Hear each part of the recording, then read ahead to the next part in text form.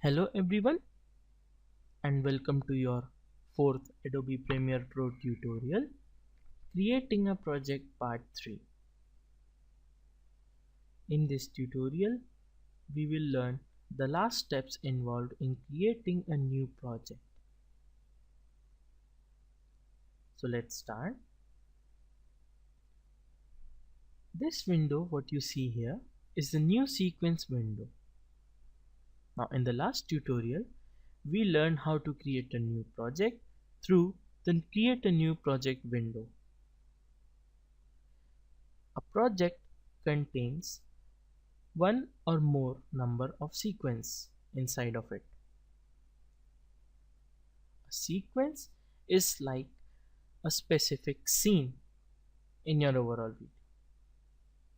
So a single project can have single or multiple sequences.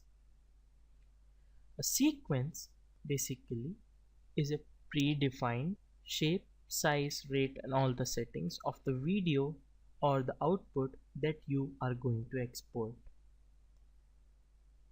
A sequence contains a specific frame size, frame rate, pixel aspect ratio and the fields. It also has sample rates and audio settings.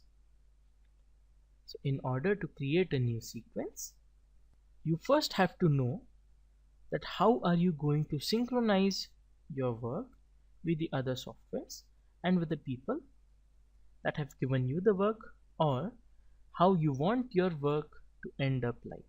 For example, if you are working for any standards like PAL-DV or NTSC-DV, these two are the standards being used worldwide. So if you are working according to a specific standard, then you must have a specific frame rate, frame size and all the aspect ratios of that standard if you want to work in that standard. So in order to make a new project, a new sequence rather, according to the standards, you can just select one of the standards over here. For that you need to know what standard you need to work in. For example, the NTSC-DV standard of 48 kHz provides time base of 29.95 frames per second, has 720 by 480 pixels, that is 720 is the height and 480 is the width. 29.97 frames per second. Pixel aspect ratio is DV NTSC 0.9091 ratio. In the fields, lower field first in the order of interlacing, and the audio sample rates of 48,000 samples per second or 48 kHz. Now this fields, lower field first, we have to select the fields in order to prevent interlacing of our video. Interlacing is basically the disturbance getting created when recording screens, or the disturbance in our video created during the recording if not proper field is set up in our video. So just select a standard. DV-PAL is basically used in India.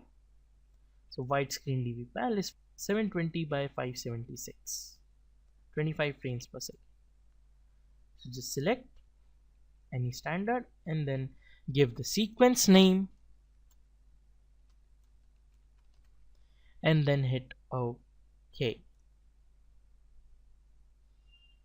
And then your Adobe Premiere Pro window of interface will open. So guys, that's it for this tutorial. Thank you for watching.